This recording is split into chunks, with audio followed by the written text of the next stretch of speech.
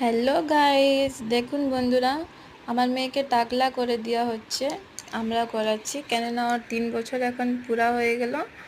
আর ওর মানত ছিল, ওর পাপা করেছিল মানত যেন প্রথম বাচ্চা মেয়ে হয়, সুস্থভাবে হয়, তার জন্যে ওর চুল রাখা হয়েছিল।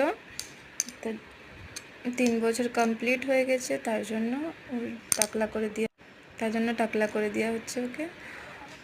আর দেখুন কিভাবে বসে আছে, একদম সুন্দর চুপ করে, নড়াচড়া করেনি একদম।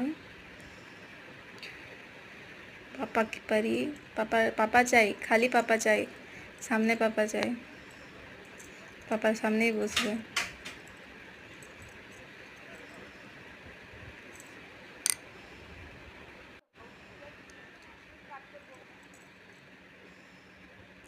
দেখুন, আর ও পুরা খুশি আছে, একটু কাঁদেনি। বারবার বলছে যে আমি ঠাকুরকে চুল দিয়ে দিব আর নন্য চুল আসবে, আমার নতুন চুল আসবে। তার মানে ও একবার কাঁদেনি যে আমার চুলটা দিবনি। এই দেখুন মাথা দিয়ে হাত দিচ্ছে।